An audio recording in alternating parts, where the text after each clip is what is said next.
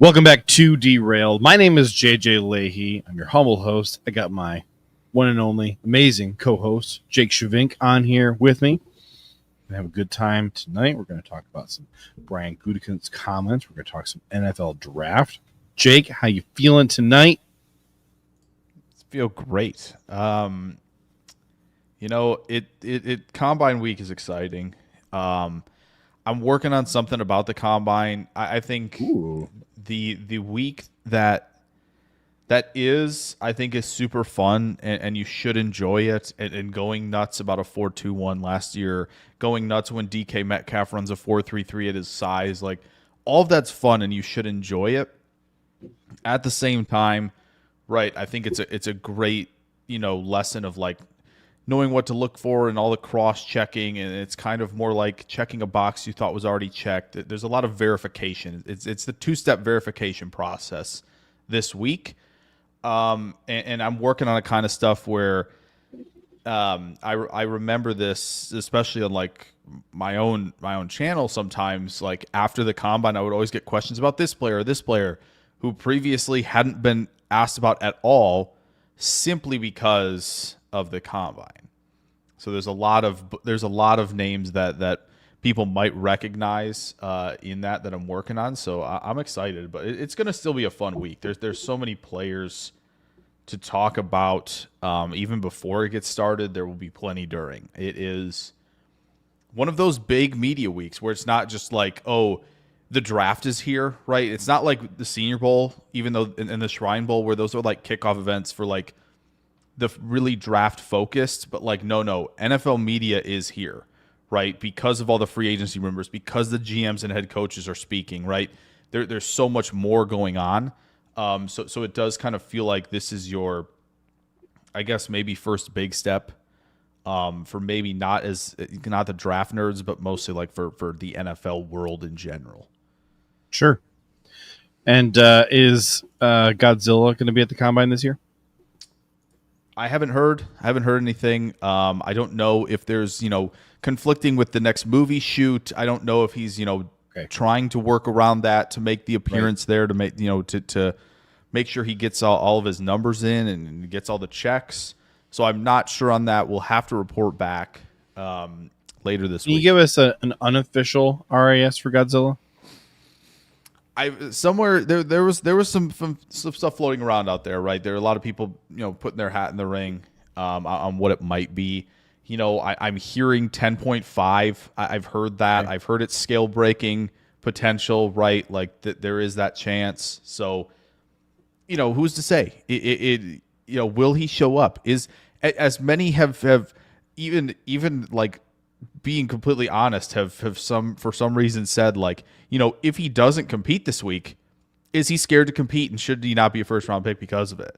Because I've heard the same thing about Carter, I've heard the same thing about Hunter, I've heard the same thing about Sanders, like I've heard the same thing about Genty, right? Like, I would not be concerned. He is dominant. He's generational. There aren't many like him. There may never be one like Godzilla. So, Personally, I wouldn't draft him. I have a really hard ceiling, a max cutoff on height, where I think you're too tall. You're just no good to me anymore, because you get too top heavy. I don't want you try and get the push you need, whatever, and you can't get down low and get that leverage. Useless to me. I don't care what you did in college, and frankly, he didn't do anything in college. So if you're worried about the height, what is Godzilla? Is this just the deadlift? I presume we're presuming that's what this is. What is this? How much weight is this based on the height? Right? How much is he lifting? Much. No, it's not that much. I'm trying to see. Those weights have to be as big as a city block almost, or an intersection at the very least. So I just realized they have a new tool here that should let me just directly share an image right on the screen. So I'm just trying to see where I saved the Godzilla. While I'm looking for the Godzilla pick, you guys can look at this pick. All right, there. They gave us a new. That's interesting. They gave us a new toy to play with where you can just This is picture on. Yeah. I just Beer can't figure out where I enjoys saved Philly my Godzilla pic. cheesesteaks. Yes. I see this. I'm doing a search on my hard drive of the word Godzilla. This is not looking good. Maybe I saved it in the downloads folder. Come on, Godzilla. Oh, here it is. Here it is. Okay. This is the one. Actually, Can't wait I got to see two it. of them. I got two of them, but here's our Godzilla pick. Yep. And this is so good. With this might be the Combine favorite logo on there. This might be my favorite picture. It's great on my hard drive. And then here's the other one that I have. Actually, it's actually not half bad. This is him working out in the off season. Man, how big? He's a little more shredded here. Yeah. How big is that weight room? I would venture to say mile. I would venture to say it's bigger than some of the Amazon warehouses, which I've heard is very difficult to surpass. So this is the warehouse that they're going to start shooting the Miss Moneypenny show in now that Amazon has fully gained full creative control over the James Bond intellectual property. Big enough to host the Hunger Games. I would venture a guess. I mean, Hunger Games is kind of cool, but we're on to Squid Games now. That's where we're and that's easier to house in a warehouse. Could probably do that too. Yeah, could probably do that too. Two over says, "Why the hot dog? What hot dog? That's a cheese. That's supposed to be a cheesesteak. It was on the bear picture. So, right. Yeah. That was. By the way, Tyler Dershel says, "Oh, great, another franchise." That's really good. That's really good. I'm a little nervous, but I do have. Really good. Before we jump into anything halfway serious or talk about, we're not getting there yet. Anything, I want to address something because I won't be able to address it shortly. That's true. Where did I put this stupid thing? Oh, I didn't export it yet. I'm an idiot. Hold on. All right. Press export. This is great podcasting. We export here. It's exporting, and now it's sharing. Okay.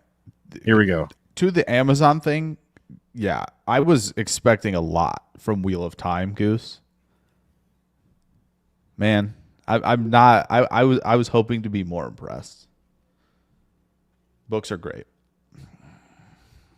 Rings of Power is very unpopular. I love it though. I don't really care what the haters say. I really love it. Yeah, I'm a huge Lord of the Rings fan, and I've heard every argument for why Rings of Power is the worst thing ever made.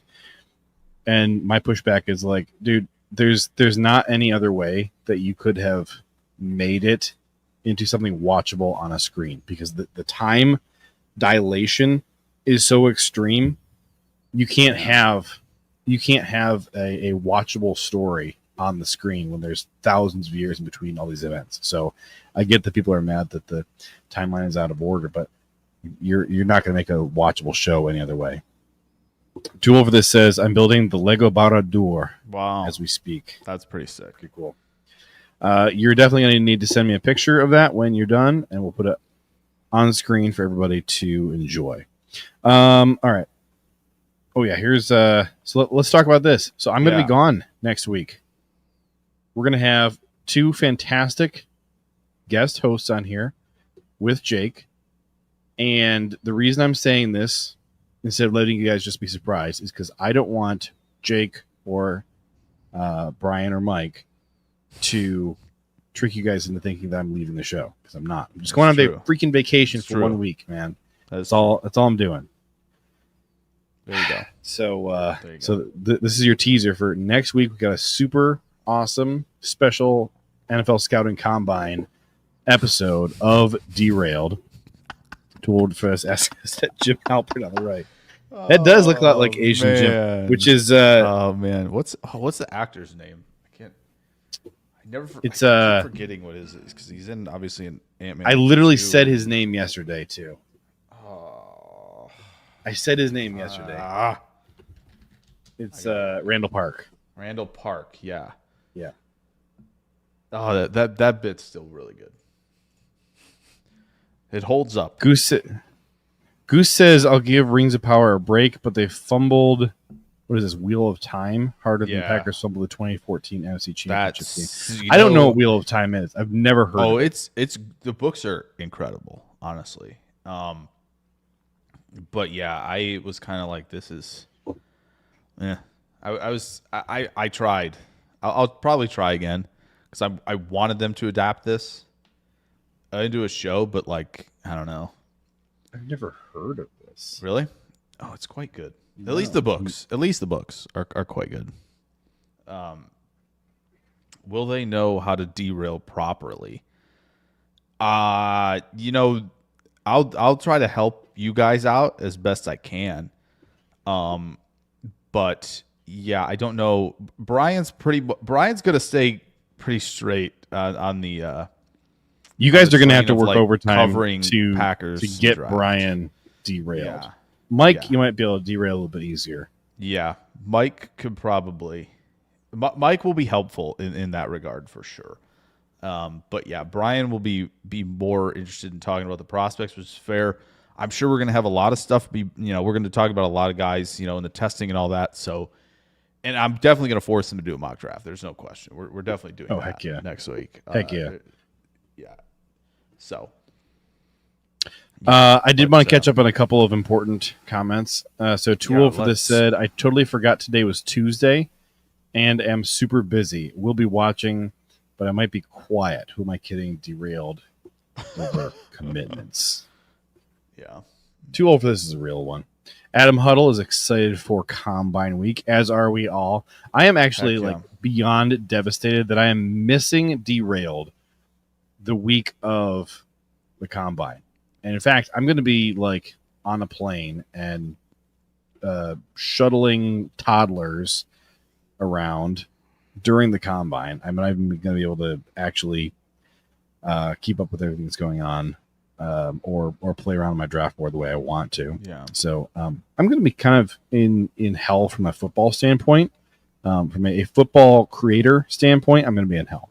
But I'm also going to be on a warm beach with my family, so not really. I will say the plan for me is to go live after every day of the stuff. So you can do it on this channel or on your channel? On mine, but we will have things. There will be things to discuss right after it. So stay tuned for that. And we're previewing it tomorrow night as well. We're doing a little extra something. Kind of going to include some of the stuff I've been working on the last couple of days into there as well. There's going to be a lot of stuff to if you're watching this on the Derailed YouTube channel, you can go on our channel. If you scroll down, you'll see featured channels, and one of them is Jake Schyvinck NFL, and that will save you from trying to figure out how Schyvinck is spelled. That's true. So I wish there was a better name for the channel, but this is. I just, and it's the week before free agency starts. That's true, because free agency. That's true, but also I'm a Packer fan, so it's the week before what starts. Yeah, the Khalil Mack dream might be in jeopardy. I think for those who do want that. Khalil Mack nightmare for some of us. Well. But yeah, that free agency will be interesting, right? And I think we're gonna potentially dive into some of that. We'll see. But yeah, Adam Huddle said, "Can't wait to figure out who the next Green Bay 4th round offensive line gem is going to be this week." I already know. I could tell you who it is. Do you? I know who it is. Go ahead and tell us who it is, and then I'll ask my question. Tell us it's who it is. It's Logan Brown from Kansas. It is. It is. Unless they want the true center. Son of the North. True son of the North. Yeah, unless they want the true center, right, then maybe not. But if they're still looking for guard help, as long as I don't know, you never know what people are saying, but as far as a prospect, and then I think the measurables from what I've looked at on the Senior Bowl stuff, obviously we'll see on the testing front, but he kind of stands out to me. I would like the Purdue guy to be the center for this team. Obviously, he's played right tackle, but Marcus Mbao. Yeah, I don't know if it's Mbao. I've heard Bo also, by the way, as a pronunciation. So that's the other thing about the combine. Great week to get all these pronunciation things going on. If you look at East Carolina's website, it says Savon, and everybody's been calling him Shavon. So I can't wait to find out which is correct, if it's East Carolina or it is Bo. See, it is Bo. Yeah, okay. That's what I thought I heard somebody say. But like, yeah, that's what, yeah. So there's all these things going on. I can't wait for people who haven't found out already that it's Uman Mielen. Princely Uman Mielen is how you say that. How have people been saying? Oh, man. Uman Mielen. I've heard a lot. Like, I've heard people just say he's Princely U, and I'm not saying anything else. And I'm stopping there. So, yeah. I think that'll be a fun part of the week. I think you mentioned his name to me like a year ago or something, or 2 years ago, and pronounced it the right way. So I've always in my head read it as Uman Mielen because of you. So you get credit for that. Yeah, because he was at Florida, I think, before Mississippi, and obviously Brian's in here and he can. Yeah. Wait a minute. Is it Bo or Bow? This isn't helping, actually, now that I think about it. Thank you, English. But I'm pretty sure that's what it is. Adam Huddle's asking if it's if Logan Brown's going to be the Dominic Pooney. I don't know about that. I don't know. Pooney was good. It's Bo as in bow and arrow. Okay. Pooney was special. Okay. Yeah, the whole IOL class last year was special. We need that meme. He was special. It's just the tears. That's what we need for Pooney. I keep gonna bring this up for years and years. That would like physically hurt. I was like, that's the guy right there. Just take it, mortgage it to him. That's fine. Do it. And freaking San Francisco, man. Yeah, I'm going to be honest. I don't know if San Francisco. I don't know if they were going to take him either, though. Would have been the right call. Just imagine that. You got the like, better player clearly 2 rounds later. It just wasn't where, they seemed to be going in terms of. Yeah, but I don't know. That wasn't what their focus was. They were looking right. mostly at those. Like in between value positions. Yeah. Loading up on linebacker, off-ball linebacker and safety and running back. Okay. Since you mentioned linebacker, I got to see. I in a Facebook group, I saw a 3-round mock, and it had Green Bay in the 2nd and 3rd rounds taking Chris Paul and Barrett Carter. For those who don't know, those are 2 linebackers, both of whom Chris Paul's like either 224, I think he's 224, and Barrett Carter is, by the way, listed on Clemson's website at 6'1", 230. So he's probably not 230. Probably not. That's going to be a no, thank you, sir. But yeah, that's the one thing I thought. You're such a Clemson hater. But you're such a Clemson I also hater. thought I heard off-field stuff as well, but maybe we'll see on that. I've heard off-field stuff now leading up to this week for a lot of guys. Can't wait to find out stuff for a Clemson guy? Get out of town. No, not the Clemson guy. No. Oh, for the Kansas guy I brought up. Oh, Logan Brown. Yeah. So, but we'll see. There's a lot of that going around. A lot of that's got to be cleared up too. And those are, obviously, as most of you out what they are. As most of us know, those interviews are kind of the interviews and medicals tend to become a bigger part of the combine. Indeed. Than the testing numbers that people like me get excited about. But frankly, that's what I have access to is the testing numbers. I don't have access to how those conversations. That's what makes this very difficult for us. Yes. We can only do the best we can in terms of watching, even without the eye of loads of experience, and then just not knowing anything about them because we've never met them. at all. So Jake, I have a question for you about next week when I'm not on here. Are you going to keep Mike Guano's Michigan propaganda in check, or are you going to let him, spew propaganda on this channel? Only in a prospect sense. Okay. I don't think there will be any college football. I think it will be purely from a draft prospect sense of things that there might be some. But again, I'm just saying, JJ, sometimes they can't help themselves. I'll make sure sometimes. to say who's going to have more drafted players. Okay, we already know. All right. We already know. All right, thank you. All right, I feel better. But listen, I can't. As somebody who's on the Colston Loveland train, I don't think I can hop off. Yeah. By the way, no, so he's that's fantastic. The tough one. Yeah, he's fantastic. I mean, I like Tyler Warren a little bit better, but sure. I'd be happy with either one of them. And I'm still a big Luke Lachey guy too. Yeah, load me up on these Big Ten tight ends. Frankly, I'm actually surprised. Our Gadsden, favorite Bowling Green tight end. Well, sure. Yeah, Fannin. I'm surprised Gadsden was at 247 at the combine. Wow, the Shrine Bowl, way bigger than I expected.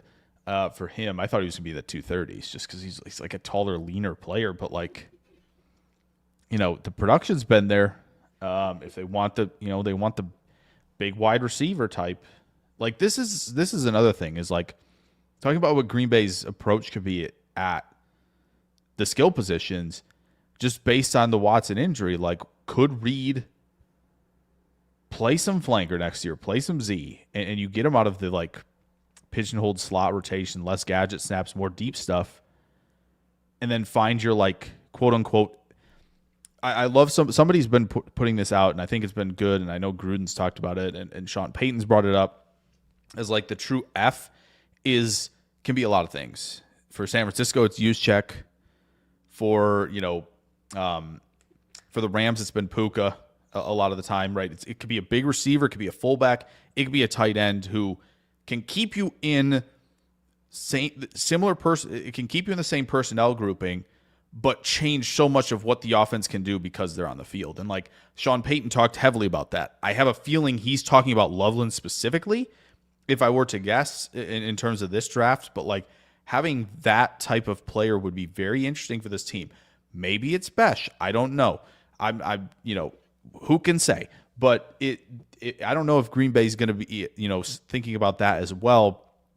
As obviously LaFleur talks McVay a ton. McVay's had this a lot, right? Kupp has bought into that, right? Somehow the Lions get a ton out of St. Brown, but Laporta still blocks for as good as a receiver he is, right? So you're seeing all that around the league. So that I think is going to be a fun storyline this draft, and from Green Bay's perspective as well as others of like, okay, these tight ends, they're good receivers, but if they're only a tight end prospect who's good at being a receiver, they better be phenomenal at being a receiver if they can't block at all, right? Looking at Brock Bowers very glowingly, thinking about guys like Dalton Kincaid, right? Yeah. In that same vein, like you have to be elite if you're not going to contribute anything as a blocker, right? You have to be a Kelsey. You have to be that type of player, and it is shown that some of that hasn't worked. Why has Kraft worked? He can do both. He's the combo player, right? So that's also just, I think, a fascinating conversation. Maybe a little less from Green Bay's perspective, but you never know just because of the Watson injury about how you could see a little bit of a shift. Should they believe maybe a little bit less in Musgrave is more of like, yeah, we're bringing him in to be the seam stretcher. We're bringing him in to kind of space things out. But if we're going to be in 12 or that 11.5 with a different, F player, I think could be, something worth looking into. I derailed this thing myself. Isn't it great? See, we're going to be fine. We're going to be fine next week, I'm telling you. I have something I want to share. So this is I did not make this. This comes courtesy of friend of the show, Chris Jacomette, who for years now I've been calling Chris Jacomette. Did he send this to you too? I don't know if he sent you what he sent me, but I routinely do message him on the Bird app about the draft. So can't wait to see what this is. He's a lot of fun to talk to. So this is I gotta hide. Yeah. this. Okay. Well, okay, So, really quick before you do that. I know Brian says Betch is a power slot. That's the point, though, right? If the power slot can block and be a part of things over the middle of the field, right? Again, Betch was just thrown out because he is the power slot type, right? It doesn't mean he's going to be an elite player.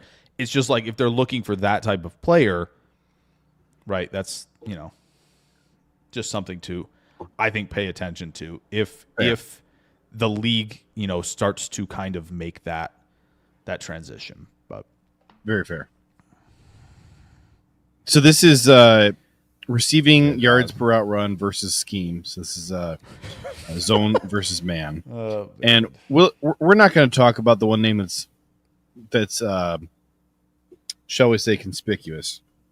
I first wanted for to. For me, it's 3, but yeah, I know who you're. Go ahead. Go ahead. Hit the one you want to talk about. Well, to me, Ibuka's fine. I'm not too worried. We know what he is, right? Like we're not like guessing to see what he can be, right? We know what Ibuka is. I think a less dynamic after the catch version, maybe a hair better route runner per se in terms of the in breakers than JSN, but like we know what Ibuka is going to be. He is going to be that really, really good slot type, maybe some Z snaps, but not a lot. But you know what he is. Like these numbers don't concern me as much regarding him. Sure. The other one, really quick, if he, it's a consistency problem, right? Isaiah Bond, it's a consistency problem. Like the movement skills are rare, the in and out of breaks are rare, the explosion is rare. Just got to build some consistency, my guy. I wish he had gone back to play with Arch Manning because I do think the yards per out one would go up, which is like the guy I'm sure you would like to talk about as well. I'll save that for you. A lot of some of these problems, not to say Bond didn't create some problems as well, but some of these problems are very Quinn Ewers based, unfortunately. And when you watch these guys, it is kind of a pain to be like, man, you just imagine what they were. If they weren't rotating as much for some reason. Wow, yeah. Texas can't figure out who to start in their personnel. Shocking, considering the quarterback situation. And 2, because of the quarterback himself. So that's the problem. Yeah, well, I mean, obviously the biggest name that stuck out to me was Bond. But seeing Matthew Golden there, I think it was a little bit revealing to me, and he's, it's interesting to contrast his yards per out run and his wide receiver OPS. These are 2 stats that we really enjoy looking at on this show. And he ranks favorably for OPS, not so favorably for yards per out run. What's your theory on what's going on with Golden here? Oh, it's the same. I think he's better than Bond because I think he plays the game more consistently down and down, right? He's not as explosive, obviously, but I do think like the skinny with Golden is obviously he transfers in, right? And from Houston, and Texas has a loaded room already in some regards because they're going to have plenty of guys next year. But I don't know why it took so long for Texas to realize like he was the best player, because I think, even when you go back, like you don't have to just focus on the games in December and January. Like you don't. You go back to early games, he's open. He's open all the time. And they're letting him, win against Michigan on isolation routes in the red zone on a designed rollout. Like they're showing you like this is our dude. We're going to him. And I don't know why it didn't happen more early and often. Like to me, like, and you said he's not good in the yards per out run, which I agree. He is very, very good. I think he's 3rd in this class in first downs per target, which I think is another really, really nice metric to use. Yeah, he's 3rd behind Ibuka and Restrepo.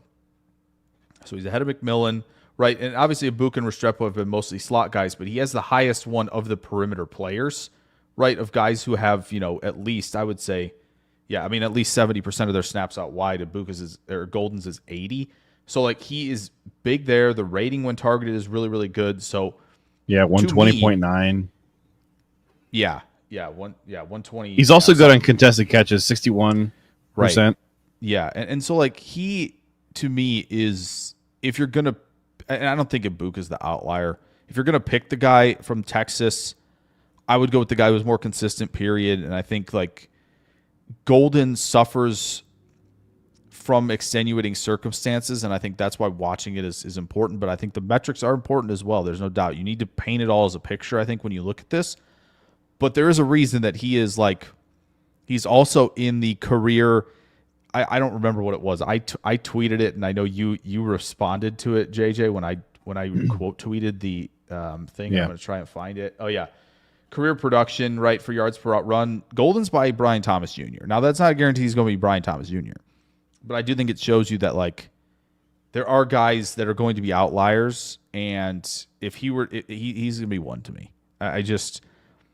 I find it very, I'm not saying he's going to be elite. I don't, that's not necessarily, I think him and Ibuka are both types where I'm like good players. Like they're going to be starters for a long time because of the skill set. So like that one, man, yours was a problem. The staff not getting him on the field enough was a problem. I've seen it. It's good. So this to me, you know, obviously one of the names that jumps out at you right immediately is Trey Harris, but this is why I think this is like maybe man more yards per route runner like 10.5. It's just insane behavior over there. I think that looks like about a 10.42 to me. Yeah, that's nuts. So, but lost in all the Trey Harris is Torrey Horton. Yeah, definitely. He's a little thinner. He's a little thinner player, but like, boy, he makes a lot of plays. Like he is a big time playmaker. Well, and Brian Maffey, you know, is illustrating the fact that like a lot of Trey Harris's production there is, shall we say, not sustainable. You know, a lot of these yards come on like, you know, 15 total plays. Wait. You're saying 10 yards per route run against man coverage is sustainable? Is that what you're telling me right now?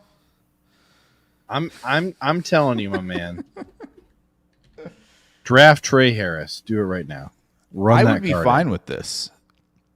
Because you don't need, if you're the Packers, you don't necessarily need him to be the one. This is your explosiveness replacement. Then you could keep Reed in the spot you would like to keep Reed if you would like to keep Reed there, right? Like that's fine. And so, yeah, I mean, I think the other thing about Trey Harris, right, because of this, is don't forget that Harris had 1,000 yards in like 7 or 8 games. I don't know what it was, 7 games. But he did have like 8, 7, and 6 yards per route run against 8 games. Furman, Middle Tennessee. So like some of the big games in terms of yards per route run were also against the non-conference schedule, which I know the best opponent on that non-conference schedule was Wake Forest. So there is a little bit of that. However, this dude, by the way, had 149 passer rating when targeted. Just say. I have 125 from Football Insights, but it might be. I don't know if I have 149. I don't know if that's a college or if that's a. It usually should be an NFL. I don't know. Is that from like this? Is that from 24? That's from 24. Oh, this might be career. Let me see here because I don't know. I can anyway jerry rig this to pull his 23 number. In 23, he had a 139. Holy crap! Wow. In 22, I will say he had a 108. I mean, he's nothing if not consistent. Yeah. And then a 104 in 21. Yeah. No, he's been good, and I think he's had over 2 yards per route run every season, which is a nice benchmark to clear. I mean, it's no 5.15, but I suppose plus not. 2 will do. Definitely not. Last year, by the way, in 2023, he was at 318. So that's, that still would be. It's good, man. Yeah. It's very good. That would be second best in this class for last year. Sorry, third best. I missed Mr. Luther Burton. Yeah, he had a 3.5 last year. Yeah, Burton last year was a lot better than this year. So for I just because I have this up, because I mentioned Golden in the first downs per target was pretty high. Just want to put the leaders out there from last year's class in the first downs per target department. Number 1, Lad McConkey at 0.52. Malik Neighbors is number 2 at 0.5. Harrison is third. T3 with Adonai Mitchell. And then 5th would be Brian Thomas Jr. 6th would be Roma Dunze. So pretty good list. Pretty good list. It's not bad. It's not bad. And Golden's is the same as Mitchell and Harrison. And Ibuka's is 1 tick higher. So this class has some dudes. There's no question. At least in terms of the metrics. Yeah, I know Drew D put Io Manor in there. His rating in yards per target are pretty poor. But again, not saying the metrics are everything. Just an interesting thing, I think, to point out there. Io Manor, to me, is somebody who runs slants and goes really well. Everything else is all right. And he's another one who's actually low on this as well. Anything else, JJ? Other than maybe Kevin Scadabo making an appearance on here? Yeah, that actually was the other thing I wanted to talk about. Okay. You love to see a running back show up on here. You do. You do. The reason I wasn't talking here is because I just built a little calculation here to give us the first downs per target for our whole class here. Yeah. And so... I think I actually have it as well. Of the guys that I have here, Restrepo actually comes in number 1. Oh, yeah, he has T1 on 0.55. Oh. I have him at 0.49. 0.49? I have 0.55 for Restrepo. Next 4 guys are Pat Bryant from Illinois, our dude. Elijah Badger, Florida. Jaden Higgins, Iowa State. Interesting. And LeJontay Wester, Colorado. And then Matthew Goldenchuk right behind them. Okay. Yeah, I don't know what Football Insights is using in terms of career or year, or I don't know. I'm using PFF's receiving first downs for 2024. Okay. And targets for 2024. Okay. For 2024. Okay. Gotcha. Are you using career? Yeah. A couple of times you've been using career, and that's what's... Yeah, I've used career for the first downs per route run. I did that in my McMillan video just to see what that looked like versus like other top round 1 guys. Funny enough, he looked the profile in the metrics department in terms of like all that stuff, first downs per route run, first downs per target, is eerily similar to Drake London's numbers. Okay. So that's something that was definitely notable there. Just to kind of throw his hat in the ring here of just talking about it real quick, because bringing up some of the top guys. So, but yeah, his was good, and I'm excited to see what the others were. One thing I really love doing, let me just share my screen here. One thing I really love doing is color coding stuff so that it'll just make some stuff pop when you filter things. Hide Brian's comments so you can see the screen better. All right. So, sorry, Brian. All right, here's my brand new stat right here. What is this? First downs. Column 1. Targets. First downs divided by targets. Okay. So it's sorted from largest to smallest. All right. Ignore the crap up at the top. Okay. Calc. But I got things color coded. So, Brian, at first you just see, voice. hey, it's a nice little, you get for OPS you get the blue, and then you get just nice chunks, right? but it makes a couple things stand out. One here, so this is wide receiver OPS, and you got to do with a 1.04 OPS, who's nowhere near the top, and that is Mr. Trey Harris. Another name that sticks out for me down here, Mr. Jalen Knoll at Iowa State. And then where was I don't want to look at. Oh, here it is down here. Whoa. Antoine Wells. Oh, Juice Ole Wells. Miss. 0.948 OPS and not a lot of first downs. Well, yeah, that's interesting. Who's the lowest OPS you have on there? Unless it's the South Dakota kid, then I don't. Lowest then we'll go. OPS Then we'll that go I have next. Then we'll go is, next. It is so the non-South Dakota guy is Daquan. Oh, that's funny. That'll be exciting because I know he's going to have some, and is expected to have some pretty impressive numbers this week. So look at his estimated height-adjusted speed score, 110.75, and that should tell you the combine might be pretty kind to our buddy Felton there from Virginia Tech. So check this out though, 80 run blocking grade from PFF this year.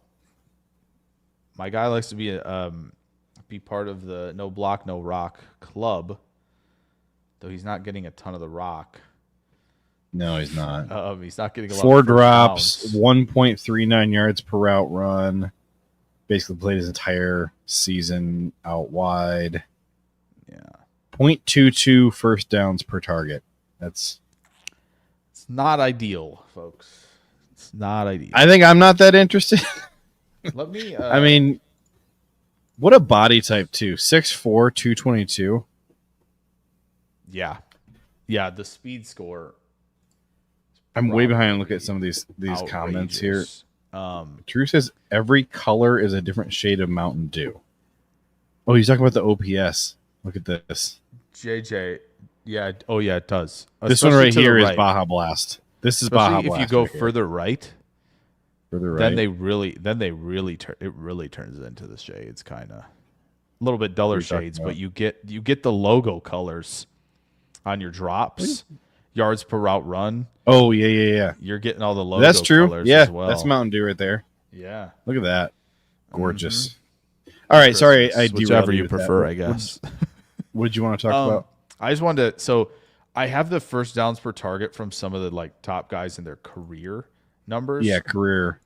Go ahead. Do you have a guess as to who might be the top from round one? I went back all the way to 2020. Top first round picks. Round one. Who would you think might have the highest first downs per target from 2020 till now? Oh, this doesn't 2020 include till now. This doesn't include, by the way, the 2025 class because we don't know if they're first rounders yet. But it does include all the others. So I'm going to toss some names out there. Stop me when I say the right name. Malik Neighbors. Neighbors was one of 6 to clear 0.5. Actually, 7. 1, 2, 3. Well, Neighbors give me was one of 7 to clear 0.5. Give me. I'm completely drawing a blank on his name. Superstar, the Bengals wide receiver, the number 1. Oh, Chase. Chase, he yeah, is Jamar Chase. 3rd, 0.535. Okay.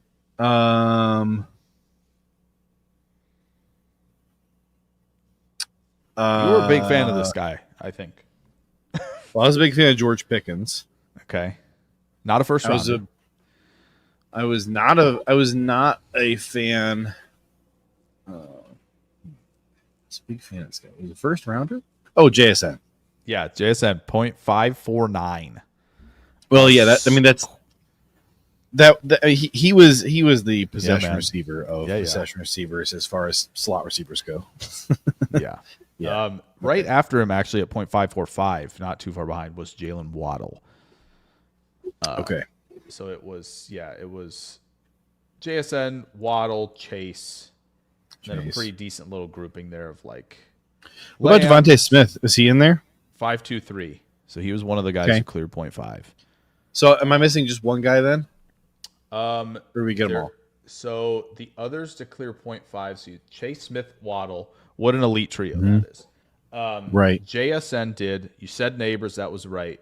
The other two, Lamb. Give me. Oh, dang it. Okay, don't tell me the last one. All right, there's one just more. give me a hint for the last one. Give me like. What do you? What's all right, he's SEC for sure, right? No, it's Big Ten. No. Which I think SEC or non-SEC should probably be the categories here, but right. Oh well, it happens. Man. It's fine. I mean, outside of the SEC, obviously, you typically tend to want to think Ohio State first. I mean, Oregon has never had a wide receiver, but I can't think who from Ohio State outside of JSN would really fit the bill. This is not an Olave stat. I don't really think it's a Marv stat or a Garrett Wilson stat. I will spoil because we can't be talk Marv. about it. It's It not can't be Marv. Marv. Marv was 0.48. Okay. No, it's not Tyler Johnson. This is the first rounders only. First rounders. Oh man. A Big Ten. Oh, wait a minute.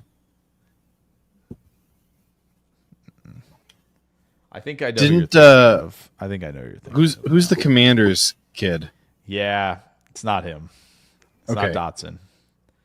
Yeah, that's what his was actually. I think his was pretty low from what I remember. Okay. And it's not an Ohio State guy. I didn't say. Oh, that. wait a minute. It's okay. There's two dudes. There's Purdue and Minnesota, right? Are there? Is it the Purdue kid? Oh, you're talking about Rondale Moore? I'm talking about Rondale Moore. Yeah. Yeah, he didn't go in the first though. He's gonna be blown away. This is killing me. It honestly, the funniest part is you said it's not his stat, but it actually is. Who is it? It's Olave. It's not Olave. Yeah, Olave. It is. It is. Yeah. That's weird. Drew, JJ was trying to guess the first round receivers who cleared 0.5 first downs per target for their career. Yeah, it was Olave. I guess here's why it would make sense for Olave is because the majority of his targets did go for he ran downs. A million depth deep curl routes. He ran a million of those that were first downs. So yeah. Okay. All right. Yeah. I guess I was just thinking about the wrong way. We're in the weeds. That's interesting, man. I love this stat. So we're looking at career guys over 0.5. Yeah. In first downs per target. Mm-hmm. So that'll be interesting. So I'll have to because that's obviously for this year, right? You have a lot of guys that clear the 0.5 for this year, but I think it'd be fun to see who clears it for the career. Obviously, I already spoiled that McMillan doesn't. He's at 0.44, and it was interesting because McMillan and London, right? Career yards per route run. McMillan was 237. London was 232. I also have first downs per route run on there as well, not just first downs per target. So, and McMillan's is 0.105 and London's is 108. McMillan's 0.44 in terms of first downs per target, and then London's 0.463 in terms of first downs per target. They're eerily close. Like they're probably, other than like Chase and Devontae Smith, they're probably the two closest together of the guys that I put on here. Like Chase and Smith were like insanely close on those three things for the career. So like Chase and Smith were like 312 to 310, right? 3.12, 3.110 yards per route run. They're both 0.125 first downs per route run, and then you got 0.535 and 523 on that first downs per target. So like those two were like at the hip from a statistical standpoint entire collegiate career. And obviously Chase didn't really play a season, so who knows what he would have done in another season, but obviously you don't have Burrow, so maybe that does change it, but yeah, those two were studs. We have gone down the rabbit hole at wide receiver tonight. We have, but I've almost I finished loved it though. pulling my report on. Not many might love it, but I love it.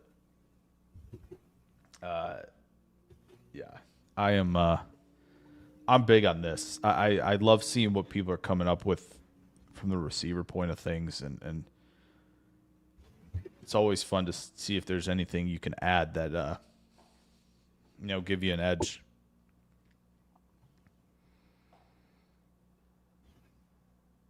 All right. So here we go. I'm putting in careers right here. Yeah, this is careers. Oh boy. Equals this divided by this. Oh, whoever's there's some 0.5s that are going to definitely go down. I saw a few. Definitely saw a few there. When I looked at the numbers, I went, that's. Someone's close though. We have a 0.5. We have a 0.5. Well, that's Restrepo. It is Restrepo. He's the only 0.5. There is a 0.49. And then Ibuka is 0.49. Yeah. Interesting. But you know what? Ibuka, didn't he? 1, 2, 3, 4. Yeah, okay. No. So, yeah, interesting. McMillan should be one of those, at least a little up there. Yeah, why don't I have him? I'm not sure what was breaking about this, why it was having a hard time pulling. Oh, he doesn't have. Yeah, I just don't. It was well, breaking for some reason. That's all right. So Restrepo's the top there, and still Bryant's still up there for his career 0.458, which I think is exactly what Odunze's was. Really? If I'm not mistaken. You know, one thing we really need to talk about. 458. Is that what I said? Yeah, that's what Bryant's was. Odunze's was 454, so that's 458 is Restrepo. Is Bryant. Yeah. Yeah, that's pretty close. I mean, they're similar body types, similar type of players in terms of how they win. I mean, it's interesting. I know what's going on here. Problem is these guys don't have 2021 numbers. So if I just remove 2021, it should be. The juniors got eliminated. So just remember that Restrepo's 0.505 and Ibuka is 0.496 for their career. Yeah. Which that's what Football Insights has for Ibuka as well. It's weird that they don't have Higgins Restrepo at 5.0. I mean, goodness sakes. This should be good for Golden here, based on what I see in the numbers. But so we have here McMillan. Golden's. Thought I had McMillan selected, and it was not. It was Ricky White. Golden's the so McMillan guy. Comes in at 0.448. So we did not gain any 0.5s as far as I can see. 475 is Golden up there at the top, for sure. That's for sure him.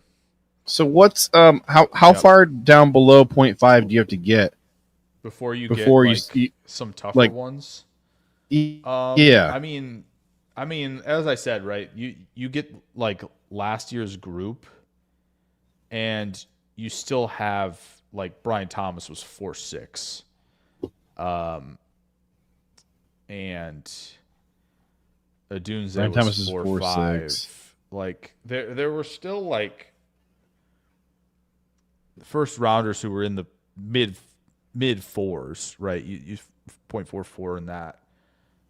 It'd be fun to see like everybody's. If you looked at like last year's class, there were some like Coleman. Who else? Coleman, Pearsall, Worthy, guys that were in the 3s. Yeah. So like it seems like you need to be. Again, I haven't. Others could tell you more than me, but it seems like to be in the mid 4s is usually the benchmark you want to hit.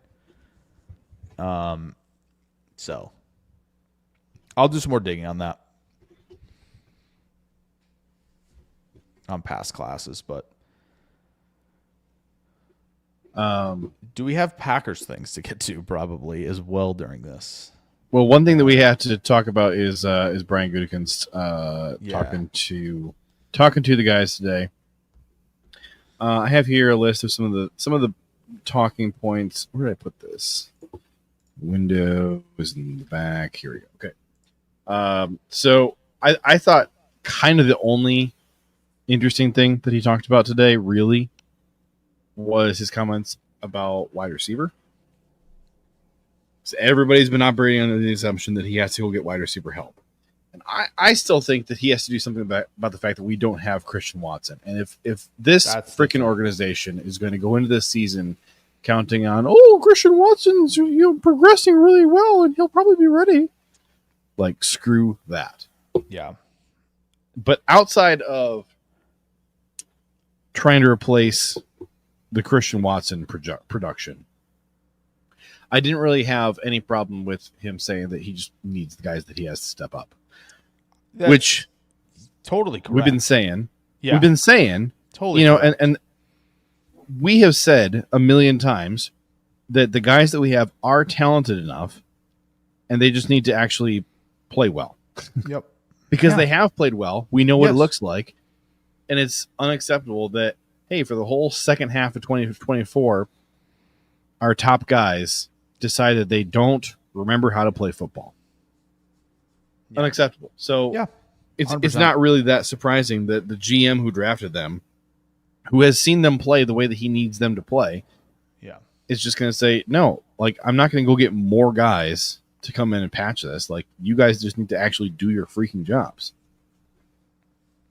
Yeah, I think there's two schools of thought, right? There, in terms of like how you can address this, other than the like, hey, go get the Devontae, DK, whatever, go get the one, go trade for Garrett Wilson. Although I'm in for that, that last one, which I don't think they're doing right because Rodgers is gone. It seemed like the Garrett Wilson comments to make sure everybody's on the same page here.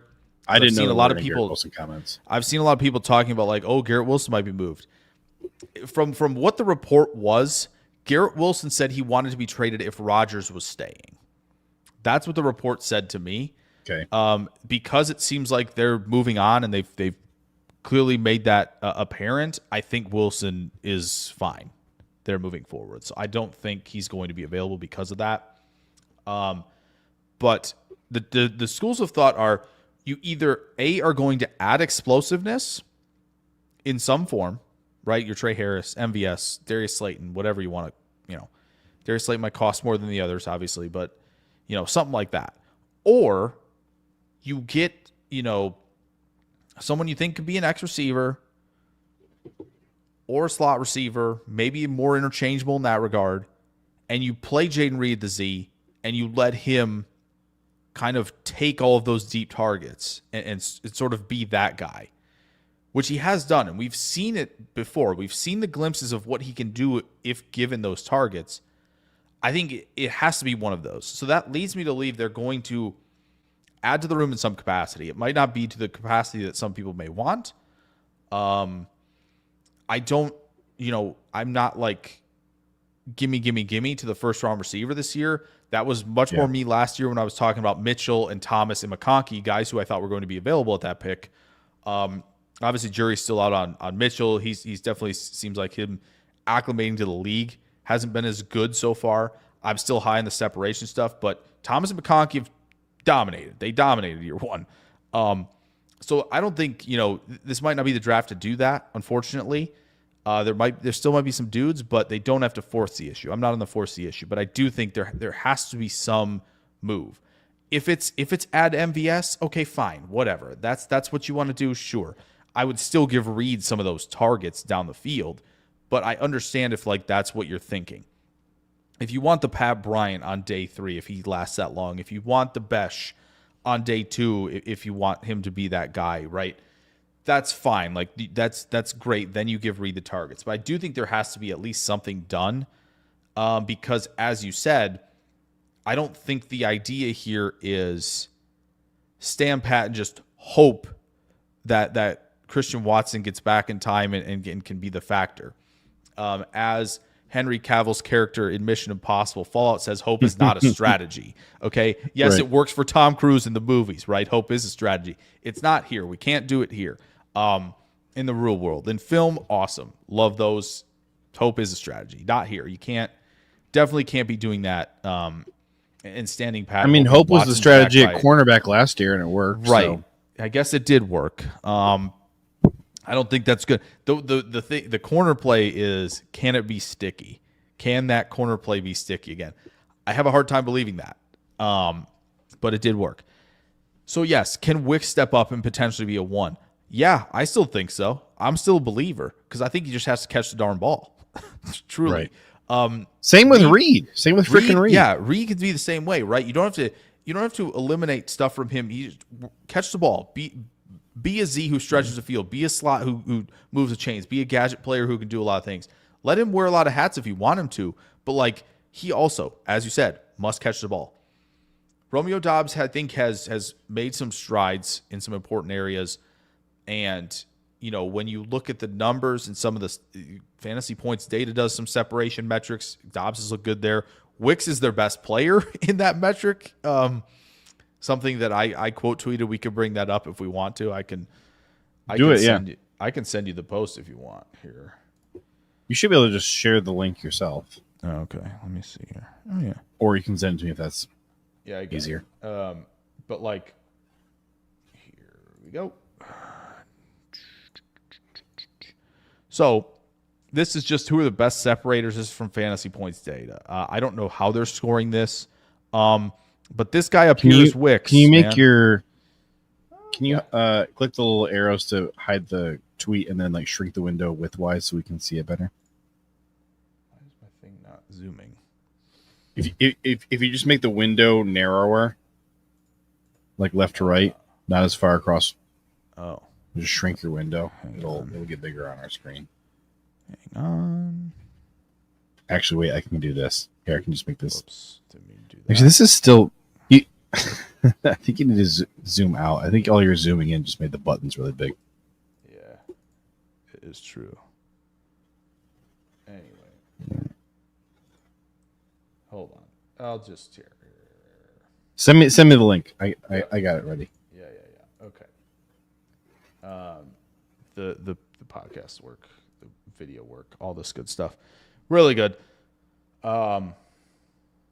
Yeah, so like he has been good there. Doubs has, obviously Wicks has been great there. So like in terms of man coverage separation, like it has worked. Again, it's just consistency, catching the ball, right? Like it's just how it is. Like Doubs can make the easy catch look difficult and the difficult catch look easy. And that's helpful, right? One half of that is very, very helpful. But again, I think you're trying to do a lot for any of these guys to be one. But I mean, look at Wicks. Look at Wicks. And look who's in that quadrant also, by the way. Doubs is in there as well. Look who's in the quadrant. A.J. Brown, Nico Collins, Amon-Ra, Chase, Thomas, Devontae Smith, Neighbors, Tank Dell, Lad McConkey, Tank Dell, Jameson, Garrett Cortland Wilson, Sutton, Garrett Wilson, Tyreek Hill, Josh Neighbors, Downs, CeeDee Lamb, I think, is just barely in there. So, like, Wicks, man, get on the jugs machine all off season, buddy. And again, I don't think this is perfect, right? You got guys like Shakir in the bottom quadrant, who I think has been excellent for Buffalo. Well, look at the bottom left quadrant. Bottom it's like left, the Carolina Panthers. The bottom left quadrant is not good. There will be outliers, I think, in all of these for sure. But like Keon freaking Colin. Like the fact that Jefferson's in the top left is a very strange thing. I don't know what that's about. So again, I don't think it's perfect, but it shows you like what Wicks can do. And man, I would like to see Jaden Reed's numbers for 2023 because just between you and me and the 100 or so people in the chat here, like Jaden Reed sucked for a large chunk of 2024, kind of for no reason. But to start the season, he was playing like one of the better wide receivers in football. Yeah, he hit his stride in that Pittsburgh game in 23, and then didn't look back until about whatever it was. Until Houston, Houston week 6 7 or 7. 7. Okay. Yeah. So from that stretch, like it was there. So like, yes, there are guys that absolutely need to step up and like. I think that, yeah, Drew points out the sophomore slump. I think you saw the sophomore slump from Dobbs and Watson to me. And then I think you saw, a kind of a step back forward, you could say. I think Dobbs went back to where he was a little bit more. And then Watson, obviously, I think took a big step. So those two could definitely take the step. My issue is I think they got to do just something. They got to do they just got to do something, right? Is it MVS? Okay, great, fine. We'll move on and we'll start thinking about the big stuff with the trenches and what needs to get better there and corner, right? But they gotta, I think, do something with Watson out. They can't stand pat. Gotta be something. So I get what he's saying. To bring this full circle on the Goody comments. I get this. It looks like DK is a Packer. Yeah. It does. It does based on where his name is. But screenshot it, print it. Yeah, print that. Send it. It's like the draft hat that looks like pagers. By the way, so Goody did also talk about where the dudes, the receivers are at health-wise. Okay. I really did not like the way that they are talking about Christian Watson. Like, yeah, I just feel like every single time a Green Bay Packer has an ACL injury, it's always, oh man, they're like really ahead of schedule. They're, they might be ready by preseason to start getting out there. And I'm like, dude, ACL is a 1-year injury to get back on the field. It's a 2-year injury to get back to where you were pre-injury. Yeah, we were. So don't expect Christian Watson to play, and if he does play, which he shouldn't, if he does, don't expect him to be an All-Pro. It's going to take him another extra year to build that strength back up to where he can rely on his leg the way he needs to. Yeah, and that's why as well, where I'm like, man, just give me something. Give me MVS if it must be.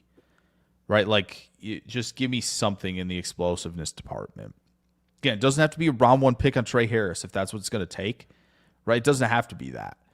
Or a round 2 pick on it, whatever it may be. Like, there will be options. And part of that, of course, is stepping up. But I do think, like, MVS might be the cheapest option at free agency. And, like, I'm fine with bringing MVS back. I am. Yeah. Yeah. He's not to me a long-term solution. But that to me would say, if they bring him back, that to me would signal that they feel very confident in the two guys entering year 3, Wicks, Reed, to break out and get back to where they were, kind of late in the season as rookies. To me, it would signal that they believe Watson's going to be around for a long time. That's, I mean, and then, maybe add supplemental pieces around it at some point. But that, the MVS signing would feel like the patchwork of like, Watson's going to be healthy in 26 and we're going to really run it. But we need something. Well, I want to circle back on a comment a minute ago, and I can't actually pin it if you can do it for me. Adam Huddle, where he mentions cornerback. Hoping like cornerback last year, good coaching can just make up the gap in clear lack of elite talent.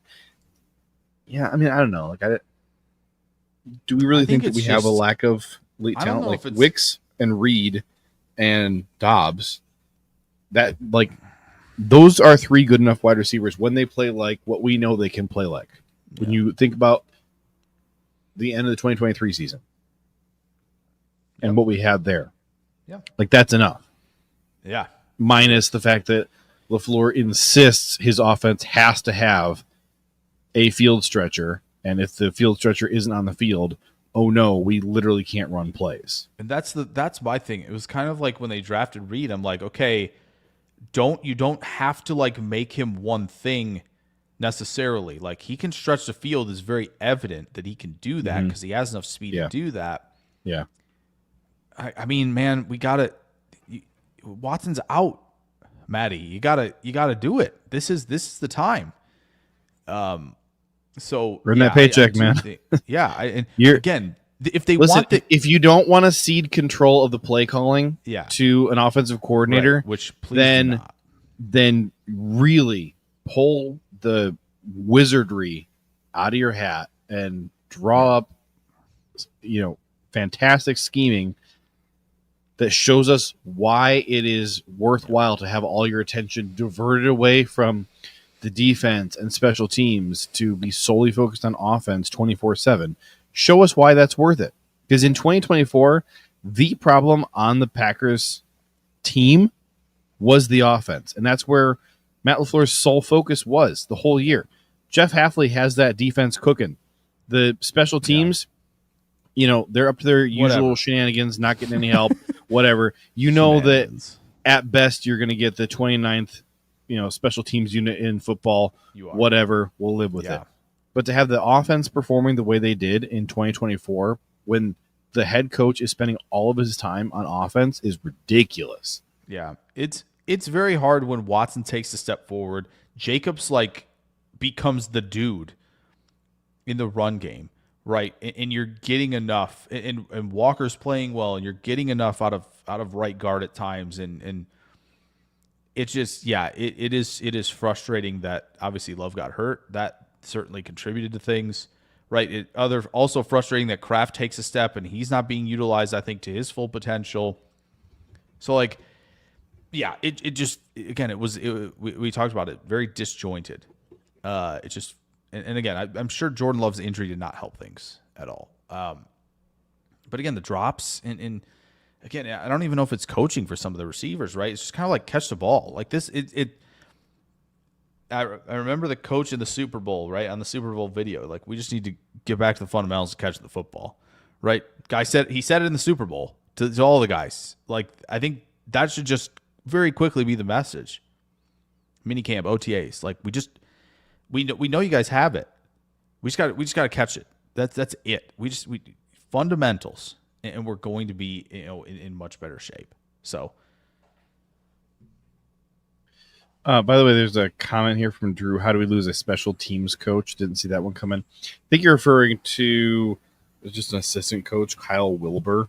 Kellen Moore is just buddies with him. That's why I hired him. So that's all. But I did want to share. Drew said, did you see the comment about when Goot was asked about not having a lot of picks, and Goot responded, yet. This is my graphic for that. What a guy. My guy just wants to swing 11 times every draft. He's like, I got I'm here for it. Yeah, if you want to. I think especially when every year you burn some picks on dudes like Travis Glover. Give that man as many picks as you can. Yeah. Someone go in the room round one. Somebody go in the room or lock him out of the room in round one. Let him pick. Someone pick a good player. You don't like his first round picks? You don't like Devontae Wyatt? No, I think it's been a lot of swinging for the fence, and the ball is just not getting there right now. Again. Love, obviously, he's a quarterback. That's a very different story. But man, yeah, Gary's been good, but the Savage thing was very confusing. It just felt like it was a lot of an athleticism bet, right? Stokes, kind of a similar thing in my opinion. Walker and Wyatt were definitely that. I didn't like the Walker. Van Ness was chasing athleticism. Van Ness was. I can't be mad about the Van Ness pick because he was the number one guy on my entire board. I can't be mad that that's the direction he went. Right. And actually, we should hit on that. Where's my Van Ness quote? Again, it's fine because the moon chasing and the home run swinging works when you're just an absolute freak of nature between rounds 2 and 4. You're affording yourself the opportunity to do it. It's just one of these times, man. I'm begging. One time, just go, man. Just hit one in the gap. Play to contact, man. Play to contact to right center in the first. You can do that. You can do it, right? Goody said Lucas Van Ness is a big part of the Packers being able to produce pressure with their front four, which he talked a lot about today, about the need to get pressure with just the front four when you are trying to do that. I know a great way to do that. What, bring in Myles Garrett? Great solution. Well, that's one, sure, but I was more thinking along the lines of Mike Green and Darius Alexander. What else? Nolan and Birch. You could go down the list. I would sign up for Jordan Birch. Stewart. Yeah. Birch is gonna have a good combine, I think. It's a nice defensive line class. Derek Harmon, yeah. Harmon's another one, right? I think Joshua Farmer, if he plays more consistently from Florida State, has really popped to me. Even from should we talk about this for a second? But Drew says I didn't mind. Yeah, sure. O-line in the first round last year, but wasn't sure Morgan was the right guy. The thing is Morgan was the last. He was tackle available. If you weren't going to trade up, he was the last option. And just to double check, even though we think Morgan's going to play inside long term, they wanted a guy who play outside.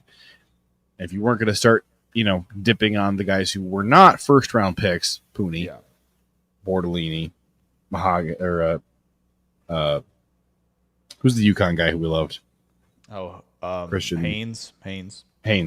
Yeah. I mean, so I think he kind of got pinched there.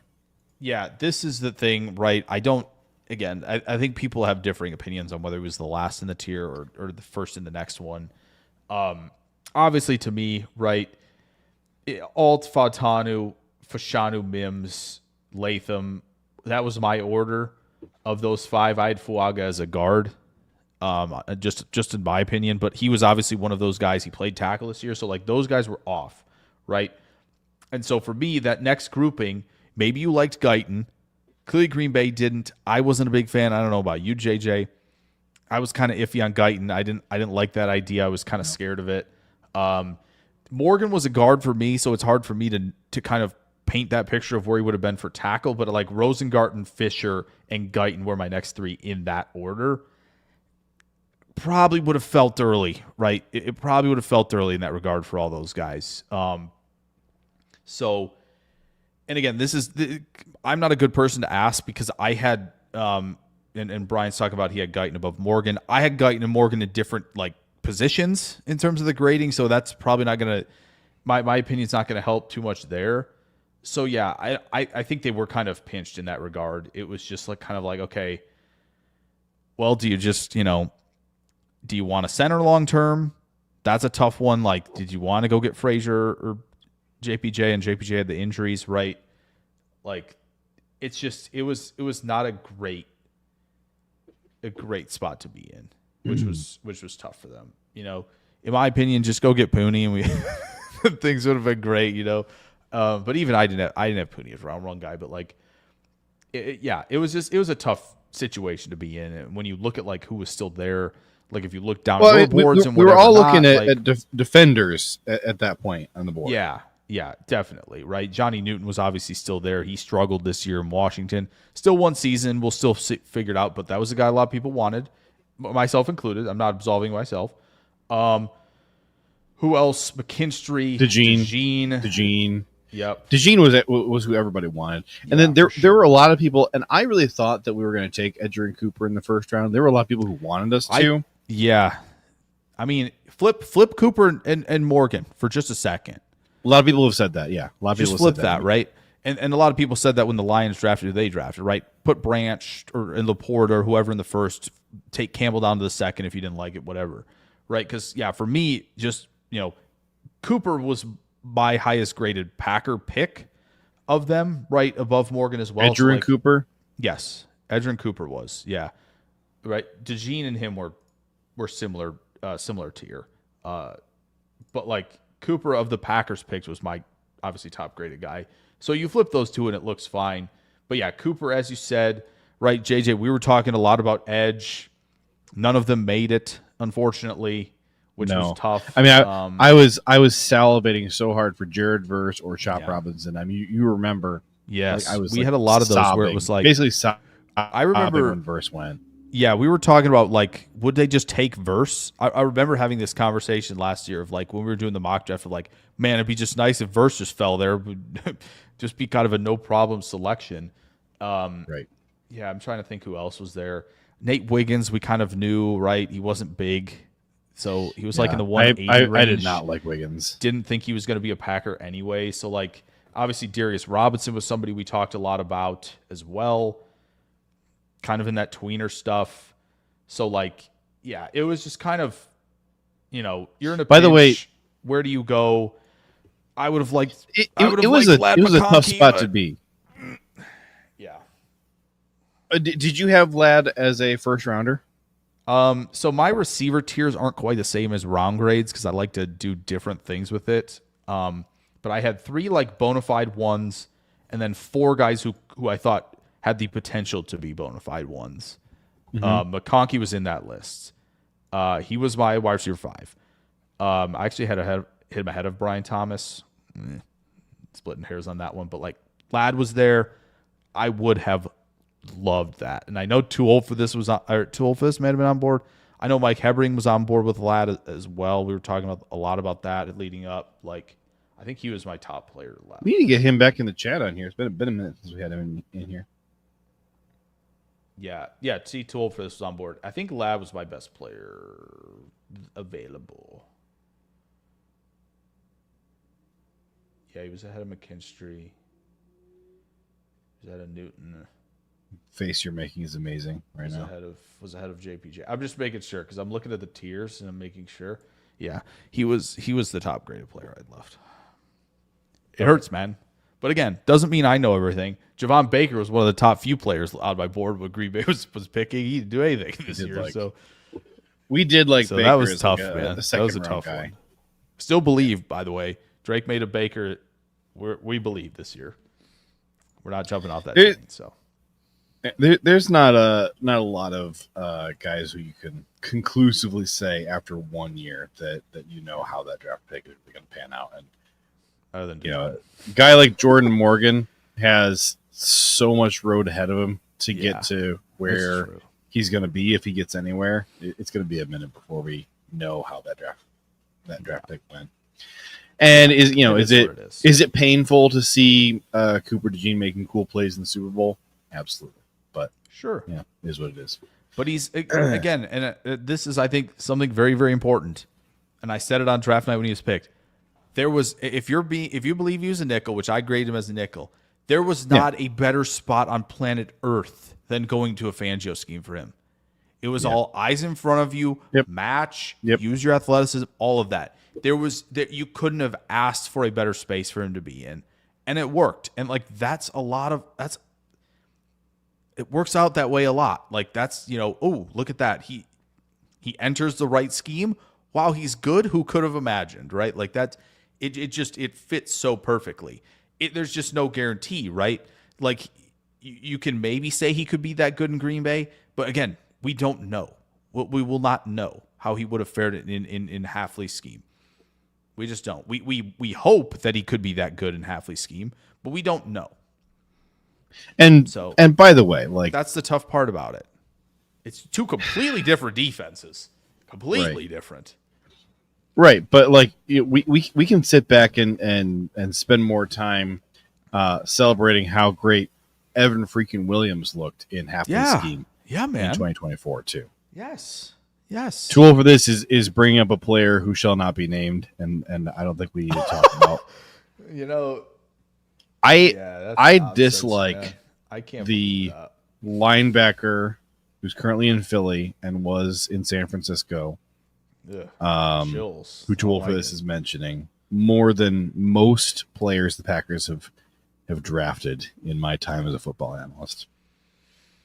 Football fanalist. It's tough. That's a tough one. But again, maybe just the same thing. It just didn't work for him because I don't know. Maybe he's being asked to do something in Green Bay that he's being asked to do less in Philly. I don't kind of buy that with the Fangio scheme as much, but if he gets a hold of it and understands it, again, maybe he's just the late bloomer, right? Takes you, I don't know how many years it's been, 7 years to figure it out, maybe that's just how it goes. I think it is 7 actually. Yeah, it is. So like, it happens. And again, it could be a one-off also, in Philly at least, right? Zach Bond could be the same way. I mean, he was really good. So, he was really good in San Francisco too. Well, there you go. Okay. Well, do you want to look at do a mock draft? Again? Yeah. What? No, do you want to look at wide receivers again? Because I fixed the column here. Oh, you so fixed it's showing us everybody. Oh, so who's okay? So it's Restrepo Ibuka Golden. Yeah. Okay. Hey, but look who's right behind him. Jaden Higgins. Yeah, I mean Higgins is. I like him. I like Higgins. I think that is a really, and again, so if you're drafting Higgins, right? To me, that is to me what I would like to see then is Reed getting a lot more snaps at Z, right? A lot more, because I think if you want Higgins to be outside with him, then it gives you this option of getting, again, as we saw in that chart that I couldn't bring up that JJ could, to read clearly. Dobbs and Wicks can do a lot of damage in a lot of the right spots. Like if them in the slot is just probably not fair. So yeah, I mean Higgins in the second round, sure, absolutely. I'm not opposed to that at all. But again, that's what's going to be fascinating about this. It's going to, I think, further iron out the roles of what you're going to see from the room, depending on who they take. All right, but anyway, well, the people want a mock draft. The people do want a mock draft. Go ahead. What were you trying to say? Yeah. So I just wanted to see like, all right, who's in like at least the mid 4s here. There's quite a bit that clear the point. Yeah, mid 4s is a nice tier. You got impressive. One huge outlier in Musa Muhammad, who only has a 0.7 OPS, 0.66 yards per route run, 122.7 passer rating when targeted, and a contested catch rate of 100 on his 9 targets. So, nice. Anyways, aside from him, though, so we got Ja'Cory Brooks, by the way. Let's talk about Ja'Cory Brooks. Go ahead. May we discuss? Do it. Okay. Brian Murphy says no. We're not talking Ja'Cory Brooks. No, I think he's. I don't know. Actually, I don't. Brian asked what I was opposed to. I think maybe I said opposed. I didn't mean I'm not opposed. I meant I'm not opposed to taking Jaden Higgins in a second. But Ja'Cory Brooks, OPS is good. Really nice production his last year at Louisville there after transferring away from Alabama. Now, I think the big thing with Brooks is that you're going to see 7 drops, and you're going to be like, no, thank you. Which, that's fair. That's fine. But, like, he's another guy who I think could, in some cases stretch the field, but, have I think a pretty decent route tree, all things considered. But, like, he has done a really nice job of, like, winning deep down the field. Even because I don't really see him as, like, elite speed, but, like, again, he if you can find a way to win down the field, like, do I care if you run, just under 4.5 or 4.2? Not really. If you can find a way to do it, so he's as I said, he's got the OPS and first downs per route runs looking pretty nice. We got McMillan, Tez Johnson, our guy Trey Harris. Hey. Wait, who'd you skip over there? Your guy. Whoa. Until December, sure. But also, I would like to point out, the LSU dream, not dead. Okay? Yeah. Jack Besh started his career at LSU. You love to see it. Gosh. Love to see it. He got us on a technicality. And he outproduced Neighbors and Thomas, and I think Booty as well, as a freshman. Right. Yeah. So, for the folks who like the early breakouts, which again, that's totally fine. I mean, I don't know why breakout age is triggering to some people. Just means you were good early. Guess who? Who's good early? JJ, freaking Jeremiah Smith and Ryan Williams. Well, pretty good early if you ask me, right? So what's funny? Okay, so frankly, there's going to be at least a couple people here in the chat who don't know who Jeremiah Smith and Ryan Williams are. That's fair. Because they are true freshmen who had fantastic seasons this year. Guys are way better than anybody on this list. There are already draft nicks out there who have come full circle and are saying that Jeremiah Smith is overrated. No. Because he's already peaked as a true freshman. He's already peaked as a true freshman. No, this is the same. You know what? Narrative. No, people are saying this too. Are we worried that Penei Sewell peaked already? What? I remember that from that draft. What are you talking about, man? Right. He was like 20 when he was drafted. You go, maybe he's hit his peak. No. If the dude is 23 or 24, then you can start having that conversation. First off, the other thing was he was an elite player. So his peak's an elite player? Oh, I'm sorry. That's not good enough for you? Like, what are we doing? Calvin Johnson? Do you guys know Ryan Williams has turned 18? Yeah. Yes. That's funny. That's Never really heard good. of it before. Yeah. Did you know he was 17 for his rookie for his freshman season? Never knew it. Didn't watch any Bama games. It's crazy. No, it's hard. Here's the thing, though. Smith's the better player, but Ryan Williams had the best play of the year, I think. No, because here's the thing. Since Ryan Williams is not currently a draft prospect, we don't recognize him on this show because he's not a son of the North, and the FCC can cram it. Once he becomes a draft prospect, then we can talk about it. Okay. I would just like to say Jeremiah Smith was the player of the year for me at wide receiver. Ryan Williams had the play of the year. That I wish we could put the play absolutely nonsensical play made against Georgia. Listen, the first time I'm ever going to do this summer in the dead zone, I'm going to go through film rooms on both their freshman seasons. I keep saying freshman seasons, because I'm like that geeked about both of them. We're going through both. I can't wait. I'm excited. That'll be a fun episode. That will be a good time, I'm telling you. We may have to put together a trailer for that video and play it on here for the folks. There you go. All right, listen, we are right there in terms of being out of time. So let's do our mock draft. Yeah, let's do that. I know Drew D says, can you go corner? How about this, Drew? We gotta see how the board falls, man. How about this, Drew? You know what? Remember last year I did a mock frenzy on my channel. Maybe we'll do that where we do a bunch of scenarios. I think we gotta go, mock frenzy. It sounds fun. Yeah, I think I did that last year around this time.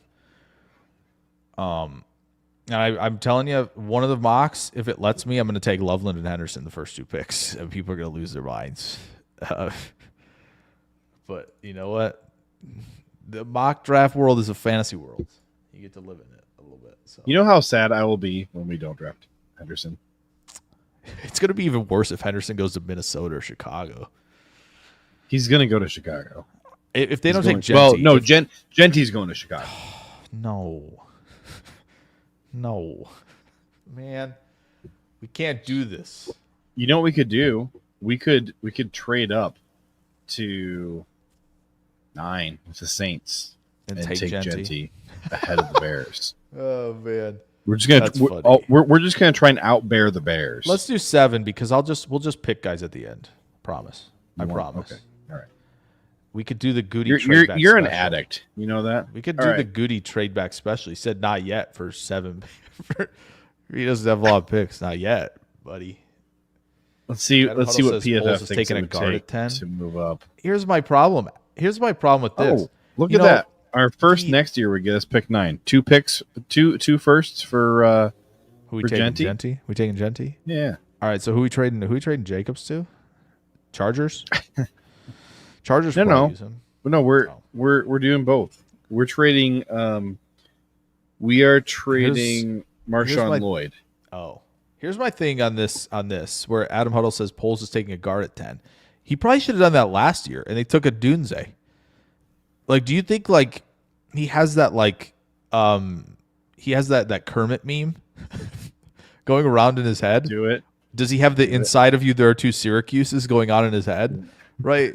Like, shout out to that. Like, does he have that like going on like Genty Genty. I mean, I would be Like, fine with the Bears taking a guard at 10 because they just need players. They just need good players. I don't want them to take Genty, man. No. Let Genty play. I mean, Genty in Dallas would be kind of sick, not going to lie. You'd like to see Genty in Dallas? I'd be fine with that. I don't think come on, but Dallas is not a real threat. So like I think we're fine. Like just let him rack up insane stats there playing with Lamb. Like that'd be a fun trio, I think. And the other thing, like Genty, I know he didn't do it this past year, but 2023 was catching the football and making a ton of plays. Like he had 3 yards per route run, as a sophomore. So like he can do it as well. Chargers make sense for sure. I think Pittsburgh makes a ton of sense as well. If they don't go like O-line, D-line, but yeah, I get what Adam's saying. They just took Najee early in the first, just a couple years ago. Yeah, like almost the same pick. I think he went like 22nd. So like, I do think it's kind of hilarious that the chat here is arguing about whether they want the Bears to spend their 10th overall pick on a running back or interior offensive line. That's perfect. Focus on those. Don't take I Stewart would much or Green rather. or Jalen Walker or like again. I don't know if I'm sold on the latter two, but like don't take a potentially elite defensive player. No, thank you. I would much rather the Bears take any running back at number 10 overall, as opposed to like getting a stout defensive lineman or a cornerback or even offensive line. There's a comment here from Prince Capsaicin. Sorry, not trying to dunk on you, Prince. No, I'm hoping Bears are focused on O-line at pick 10 and Genty slides by. Only if they pick a O-line who busts out. I have my preference. I don't want them to have an elite offensive line. I have my preference for their O-line pick because I don't like the guy as much as the others in the first. There's definite O-linemen I hope they don't pick. That's for sure. Are you going to keep us in suspense or tell us? Well, I hope they don't pick Membo from Missouri, personally. Okay. I don't want them to pick him. I hope he becomes the right tackle in New York. Okay. And Fashanu and Membo form like a potentially dominant duo up there. Even if Fashanu is like the Decker, right, and Membo's the Penei Sewell, like I think that would be a fun start for Aaron Glenn out there. But like, yeah, I don't want Membo to go to Chicago personally. I thought you said you had the guy that you wanted the Bears to take. Oh, I'm not going to say that. You don't like him. I'm not going to say that one. I want to keep that one in suspense a little bit. We're gonna leave that one. All right. For another time. Brian's gonna just keep guessing. I mean, he's not a first round guy, but like, sure, if they wanted to do that, that's fine. I don't believe in their ability to develop him. I'm worried if he goes to Philly. If Cameron Williams goes to Philly, that might be DEFCON 1. He's one for me at the moment, actually. You got to say out loud for the audio only, folks. Oh, right. Adam Huddle. Gosh, is Membo your offensive tackle too? This is my problem. JJ helps me out in this. Like I'm used to this. I'm used to like the live stream is the thing, and forgetting that the pod is also a thing. But Adam Huddle asked if Membo is my OT2. He's actually my OT1 right now. I do not have Campbell as a tackle at the moment. So. Oh, interesting. And I think Simmons might be OT1 if he wasn't hurt. I like Simmons. Maybe we'll pick him here. We should probably start this mock draft. Let's start it. And then we're going to have to interrupt it because Too Old for This is sending us the pictures of his Lego Baradeur. Ooh, okay. But here we go. So let's see. Abdul Carter goes 4th overall, it looks like. Wow, Burden went early. Trying to see. Okay. Where did Genty go? Genty went. So the Bears took Barron. Genty went 12 to the Cowboys. There you go. That's not shocking. Tyler Warren to the Dolphins. Will Johnson 14th, man. Times. Wow. Kenneth Grant to the Cardinals. Josh Simmons to Seattle. Seahawks. Ivuka's off the board. All right, so Derek Harmon is sitting right here. Very tempting. We got Stewart. We got Membo. Well, if I got to stay true to my board, you know who I'm picking. Darius Alexander. Well, obviously. Well, no, the two best players. I forget. You're an Ezeraku guy, aren't you?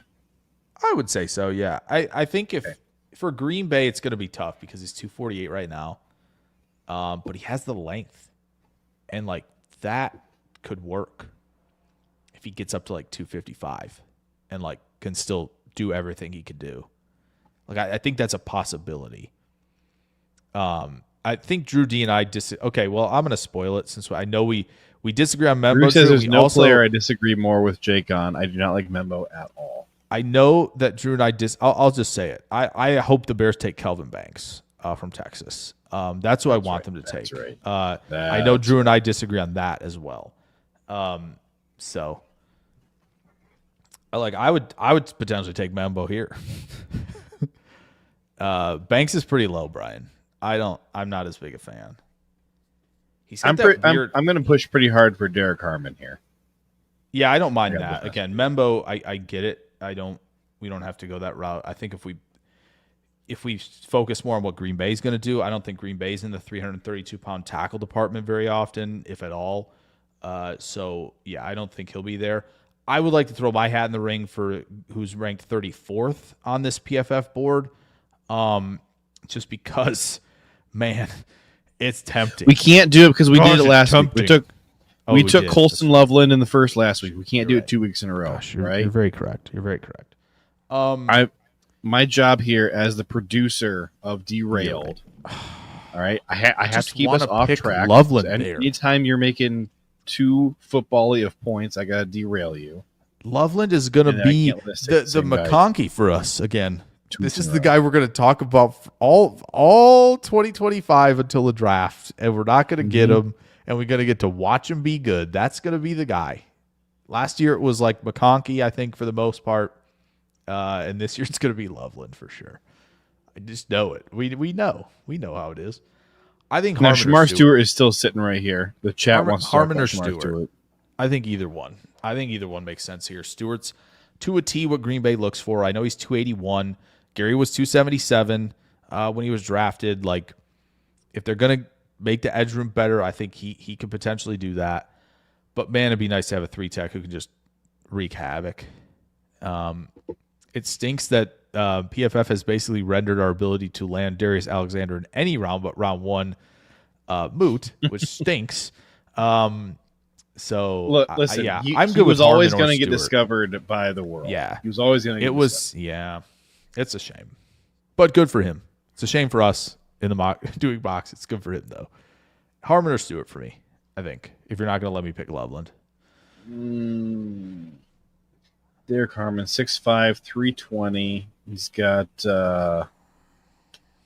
25 stops this past year. Missed tackle rate of 30%. Don't love that. That's the one thing. Yeah. Pressure rate of 15.9%. Yeah, dog. From the inside. That's bonkers. Hey, as a LVM believer, JJ. Yeah. I think Harmon's the pick. I know he doesn't. I know the tackling might be like the deal breaker, but like, I mean, we already have a defensive tackle who can't tackle, so clearly we're okay with living with that in Green Bay. So we're living large. We're taking Derek Harmon here. He's a clear blue chip first round pick. Oh, the Chiefs got Darius Alexander, bro. Colston Loveland's gone. Saints got Loveland in the second. Xavier's gone. Scadabo's gone. Xavier Watts went to Dallas. I hate that. Yeah, same. Besh went to the Patriots. Whoa, the Bears took Jackson and Uman Mielen. Holy crap. Ezeraku went to the Titans. Actually, I like that fit. That's kind of Josh Connerly. It's got the shades of Harold Landry. Look at that. Darius Alexander, pick 31 in the first round. Yep. Membo to LA makes Membo went right afterwards. So, look at this. Look at this. Stewart went to pick 24 to the Vikings. That's how you know. That's you that know. If we took Harmon, that's how you know Stewart was about to be a stud. Yeah. Stud McMuffins. Golden to Houston makes sense. Yeah. Drew asks, do you have Loveland or Warren higher? You go first. I think if you were to just grade them straight up, I do think Warren can play more of the inline Y than Loveland will. Loveland's more of that F joker, whatever you want to call that position. If you're telling me I have to grade them straight up, I'm taking Loveland. Okay. But I will probably have them in like different categories. Kind of like I think there was an argument depending on how you viewed Laporta 2 years ago. I think there was an argument that Tucker Kraft was, to me, inline tight end number 1 in that class. Because I think I only had Kincaid and Laporta higher than him. So that's the only thing with the tight end position. Sometimes it's, and again, I don't think Warren's a fabulous blocker, but I think the ability, the build kind of looks like he can be that. Yeah. So Loveland is my tight end 3. I do like him. But Fannin is my tight end 2. I like Warren. I like Warren best, and then Fannin. Fannin's a stud, and a big part of why I like, clearly like Warren better than Fannin is just because of the competition that Warren played against. That's fair. That I don't have the questions, but to me, like some things I don't love about Loveland. So I'm just going to do a comparison here between Warren and Loveland. Okay. So OPS, Warren is a 0.85. Warren's a 0.85. Loveland's a 0.75. Okay. For our estimated height-adjusted speed score, Warren's a 105, and we are looking for something over a 100 usually, and Loveland's a 97. Again, Brian, I got you, man. Estimated. But yeah, sorry, we'll get there. We'll get there. Let's see. Contested catch rate: Tyler Warren 61.9% in 2024. Loveland 20%. Yeah, that was the one thing for sure. Yards per route run: Warren 277, Loveland 267, Fannin 376. Now, crappy offense, but still. Yeah, I would love to know what the yards per route run for Fannin is if you take the screens out. That would be interesting to find out. I don't know how you would do that. I would love to be able to take the film, all of his games. I don't have them all, and try to do that, but that would be interesting. Here's one for you. Like missed tackles forced. Rank. How do you think those 3 guys are ranked in missed tackles forced in 2024? In 2024, there's a big gap between all 3 of them. Loveland's third, right? He is third. There's a big gap between each of the 3 of them. So who's number 1? Man, I mean, intuition would tell me it's Warren at 1 just because I remember it vividly. Okay. But obviously the level of competition, Fannin could be breaking tackles left and right. So Fannin had 33 missed tackles forced. 33. Okay. Do you think Warren was high? Do you think Warren? Yeah, there's more than 10 missed tackles difference between Fannin and Warren. So I gotta feel like, do you think that higher. Warren was higher or lower? I think higher. Was Warren at about 40 missed tackles forced or 20 missed tackles? I would lean towards 40, but you're probably gonna tell me it's 20. Surprisingly, he only had 19, and then Loveland only had 3. I was gonna say Loveland had to be. My guess was Loveland, even if Ward was 40 something. My Loveland guess was gonna be about 8 or 7. So let me give you a couple more stats here. Yards after catch per reception. Okay. Warren 6.7, Loveland 5.2, Fannin 7.5. Passer rating when targeted: Warren 120, Loveland 78, Fannin 123. What about Loveland the year prior?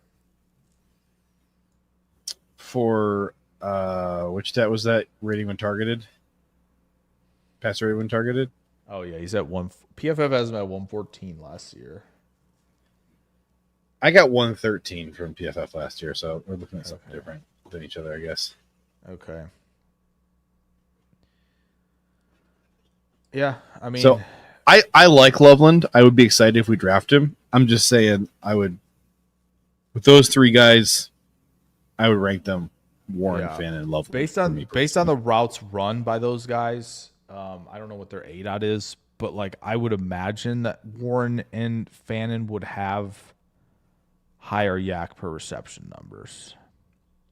Just off of what I've seen. ADOT. Warren 6.9, Loveland 7.1, Fannin 7.5. Okay.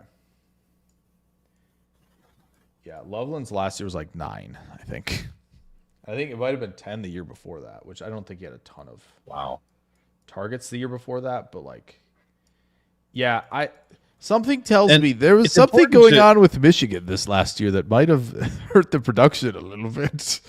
Perhaps that they couldn't field a good team. No quarterback. Perhaps losing all their offense hurt them a little. Loveland and Fannin are both only 20 years old. Yeah, that's nuts, crazy, dude. Yeah, Fannin doing all this at 20 is crazy. Warren's almost 23. Yeah, Warren is a little bit older. Yeah. Warren's in that kind of Kincaid. Took a little while, but when you see it, and now we ride. Like he did the development track part in college, I think, right? Where it's kind of like, if they're a young tight end, it takes them a couple years in the league, sometimes even 3, right? And it feels like maybe Fannin and Loveland might have that bit of adjustment when they get going, and Warren might already be there because he's been, he's played football longer to this point. Yeah. So, Fannin, I don't think is as fast. To me, Loveland and Warren both have a faster play speed than Fannin. Yeah. But. All right, we got a pick in round 2 here. We've only made 1 pick, so are we doing Azaria Thomas? We did pick him last week, but I'm okay with doing it again. I mean, if we don't pick him, like I know Farmer's been inconsistent, but boy, the flashes are insane. Also, Donovan Jackson's still there. Donovan Jackson is there. Also, Travion's still there. Also, we could go. We could go Harmon and Birch. By the way, that would be fun. If we're feeling spicy, bro. If we're feeling spicy, we could go Birch. I really want the pick to come from one of these 4 guys: Donovan, Josiah Stewart, Travion, and Jordan Birch. Stewart probably won't be somebody Green Bay's interested in. He's a pretty small dude. He is. They might think he's a linebacker. Obviously, the fact that Morrison's still here is pretty. I mean, it's on the nose based on injury, play decline a little bit. But like, oh shoot, we took D. Yeah, we took defense. Why did I say Farmer? I'm such an idiot. We took Harmon. I keep thinking we took Stewart. I mean, yeah, but Birch is such a good athlete. To me, it's I think Jackson, Birch, Morrison, or Thomas. All right, so let's 50-50 it between Jackson and Birch. Okay. I kind of want to go Birch here. It's defense, and the offense needs some help, particularly the offensive line. But the idea of having Birch and Harmon on the same same defensive line against for us works for me. I pulled the trigger on Birch. Let's do it. The memes of having the two Higgins to Buffalo, they actually kind of together. Not gonna lie. Travion went to Chicago in the 3rd. Told you that hurts. Told you it was happening. It hurts even Gunnar more. Helm to the Broncos. Okay, Isaiah Bond to Pittsburgh is so funny. Yeah, that's so funny. That's 2 on the nose. That's just so on the nose, man. Oh my goodness. Emin Ward. Okay, make your 3rd round pick here. At 92. Wow. Yeah. It's going to be difficult for me to say no to that. Who we taking? Adam Tuttle says this board is dumb. Man. I agree. Bo. All right, we're taking Bo here. Why is Emin Ward here? Why are you here? Why are you here? What is a polar bear doing in Austin, Texas? See, this is my thing. This is someone's board, right? This isn't like a tuned consensus board. Which again, no problem with people putting their opinions out there. But like for a mock draft simulator, it just feels like it is weird. It's tough to get. Yeah, Marcus getting Bo here, by the way, makes me feel better about center. Passing on. Yeah, could be the center. Jackson. Could be the center. Fannin just went. Could have taken Fannin there. That would have. Could have. Would have. Boy, Drew said 121 to the Steelers. Holy how about crap! Oh man, I would love to see their draft. Honestly, we don't got time for that. I know they took. Oh shoot, I don't. Did they take? No, they didn't. They took Bond and Riley Leonard. So they have the quarterback who can't throw and the receiver who can't catch. Who the heck did they take at 21? I don't remember. Anyway, it's funny that Drew D said, let's go corner, and we haven't taken one. To this point. It's a tough scene. We almost went as Jared Wilson's there. We took him last week. Kelvin Banks is who they took at 21, by the way. Oh, their draft sucks. They took Kelvin Banks, Darian Porter at he their could second be a workout warrior type. I would not like this for them. Isaiah Bond. I would not like this draft for them. And Riley Leonard. That is a disaster. I don't like this Pittsburgh draft at all. I know Jarrett Wilson. Adam says this cornerback class is stinky. Well, it's definitely stinky and out at this point. Now that we're at pick. No, we got a guy. Quincy Riley. Yeah, dog. Quincy Riley. Yeah, Quincy Riley is like I think the perfect encapsulation of like, hey, yes, last year was not great, but like, look at my year before though. We were cooking. Jarrett Wilson is staring at us. However, in my opinion, Bo is playing center for me. Here's what I don't like about Quincy Riley, by the way. What you got? Did you know he is about to turn 24? Yeah, I mean, Darius Alexander already is. He's going to be 25 in August. Don't tell me horrible things like that. He's going to be 25 in August. Yeesh. So yeah. Yeah, this is tough because Wilson's right there. Okay. Hear me out. We're going to have like 4 centers. Hear me out. No. Hear me out. Okay. We take an explosive playmaker here in Jaden Blue. No. Yes. Sell me on Jaden Blue. Speed. He's fast. Fast and got a good dead leg. That cutting ability is there. Blue, 200 pounds, a little small for the Packers. Works for me. Jahmyr Gibbs, 199. 37 missed tackles forced. Holy crap. Who's at 151? Oh, Ashton Genty. Ashton Genty's who's at 151 that we'll never see? Genty's is hilarious, bro. 102, we have Scatterbo. Genty doesn't make any sense. Genty is an alien. Jaden Blue, 131.1 passer rating when targeted, 0 drops. Average depth of target, 1.5 yards behind the line of scrimmage. That's a Ewers stat. He was only targeted 11 times. That's a Ewers stat. Well, and they have a guy there, but he only had 728 rushing yards this year. 5.39 yards per carry. Estimated speed score, 99.3. Elusiveness rating, our favorite, 113.1. Yep. I don't know. He was not that productive this year, like other than the nice yards per carry. Yeah. Check. I guess we checked the corner. It was Riley. Poop. I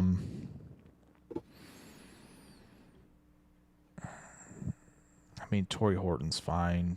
Brashard Smith's fun. Running back converted from a wide receiver. Let's do Let's do Torrey Horton. All right. It'll put a nice bow on the Works for fact me. that we talked so much about him at the beginning of this episode. We might be able to get Quincy Riley. Maybe. Drew says, "Mark my words, Darius Alexander is falling to the third round because of age and athleticism." I don't think he's getting to the third.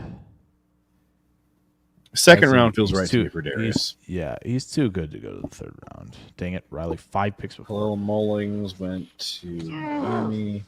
Nick Nash to the Chargers. Sad. It's fine. We got our receiver. Kobe King. Oh, Kobe King's King. brother. Darn it. With the Bucks. Darn it. That would have been fun. Actually, Stacks and Sheds as a Pat Bryant to the Raiders. That is a Raiders pick. That's a new age Raiders pick. Yeah. Well, this is it's not that unlike Hunter Renfrow being in Vegas. No. Quinn Ewers at 159. No. Or Kyle McCord. We're not doing that. No. Inside of him are two Syracuses. No. Trevor Etienne. Man. It's corner again. Who we got a corner? This is bad news. Remember when Denzel Burke was a first rounder? Remember that? This is so Average not Farm good remembers. anymore. This is tough to look at. I mean, Upton Stout plays nickel. Stout, Elijah Clark, Malachi Moore plays nickel. Jordan Hancock plays nickel, as you've said. Boy, Shiloh Sanders plays McDonald's worker. In trouble. We are in trouble. Johnny Walker. I mean, Ja Joyner definitely fits Green Bay. Ja Joyner it is. Oh, man. We've taken a lot of defensive linemen. Can we draft Willie Lampkin to be our long snapper? I mean, sure. I don't know who the heck Willie Lampkin is. So Willie Lampkin is a guard who played Coastal, then North Carolina. He's last 2 years at North Carolina as a guard. Senior Bowl measurements, 5'10" and 3/8", 270. The Bears just took a second running back, by the way, in Jordan James. Well, yeah, they needed to. They only had Swift. So Tyler Shuck is sitting. If you have Swift, you have no running backs. If you have Swift, you have no running backs. It's just facts. Ben Johnson's just gaslighting America today, talking about how good Swift is in the press conference. Doing his best politician work. Goodness. Ooh, Luke Lachey is sitting right here, man. See, you're not a Lachey guy. Nope. I will take Gadsden though. This is a bit of a tough scene. Logan Brown's sitting right here. Yeah, it's true. Carson Vincent. Who do you want to take? Who do I want to take? Who do you want to take? Jackson Slater. Man, we have taken we've taken so many trench players. We have not taken a corner. Well, there's no corners left. So that ship is. Man. What about safeties who can play corner? This is so tough. I mean, Jordan Hancock. Gosh. Yeah. Jordan Hancock Jordan Hancock being listed as a safety here is amusing. Listen. Obviously he is a nickel, but he's a corner. Yeah, they have Upton Stout listed as a safety. He's not. So I don't know why that is. You taking one of these guys? You taking? I mean, we have 3 picks left. We're in the 6th round. Should probably take one. I mean, Tommy Hill's probably going to be our corner that we take at like 238. So might as well get a slot guy here or something. More Hancock. I don't care. I'm taking Hancock. All right. Take Tommy Hill at 238 then. Provided he's available. Hey, what do you think of Jay Higgins, linebacker out of Iowa? I like him. The problem is he's weighs 226. Ooh, that is skinny. Yeah, I didn't realize he was that small. Me either, but the Shrine Bowl measurements. He plays bigger than that. Oh, yeah, definitely. It was a little bit of a shock to the system. like Trice was last year. Goodness. Give me a position you want to look at. Corner. Oh, corner. We probably got to do that. We're taking Tommy Hill. Yeah, we probably have to. We have to. Taking Tommy Hill in the 7th round. We have to be responsible. We got one more 7th round pick coming up here. Not taking freaking Graham Mertz. No. I don't need a. Just keep scrolling. Probably Franklin. Where could be the center? Shamar James is a young player. He's 20. Vincent's got left tackle potential. Griffith is fun. Harvard guy. I take Brady Cook over Graham Mertz. I would not take either. I would prefer to not do any of those things. Hey, look, there's a decrepit fossil. Yep. He's going to go undrafted. Julian Fleming. My goodness. Corey Brooks is there. Corey Brooks, are we doing it? I guess. Where it took a I don't know what else to do. It's pretty picked over at this point, and we're not close enough to draft day for us to be in love with all these guys who are actually. I mean, Marcus Ware, who was on page 1, absolutely, but I feel we have our center in Bo. That's a terrible reason to not draft a guy who could be a good player. There we go. I just wanted. This will let me get to bed. This will let me get to bed. That's fair. Unless it just doesn't grade Let's see who we got. Then we'll have to restart, Drew says Iowa jerseys make dudes look big for some reason. The inverse is true with the Arizona Cardinals. Show me one big guy in a Cardinals jersey who doesn't look smaller than he does in any other jersey he's ever worn. Oh, than any other jersey? Yeah, that's... All right, what do we got some Bs? PFF says we should have drafted Zaire Thomas instead of Jordan Birch, which I don't have a problem with. 5 Bs, a B+. That's pretty good. We don't care about that grade. So we took Harmon and Birch and Mbao. Torrey Horton. It's called Horton. Oh, Marcus Bowe. Sorry. Yes. That's going to take me a minute to break that I know. Torrey Horton, Jaw Joyner, Jordan Hancock, Tommy Hill, Marcus Ware. I predict that none of these guys are going to end up getting drafted by the Packers. But I've got one I think that could. Who do you think? Joyner. Okay. Just because if they're not like, oh, we really need to address that, Drew. We really need to address it. And they're kind of in the same boat where they're like, we are comfortable believing in Van Ness take the step like they do with Wicks and Reed, right? Like they might just wait a little later. Because Joyner, I think, for the most part, Brian would have to confirm.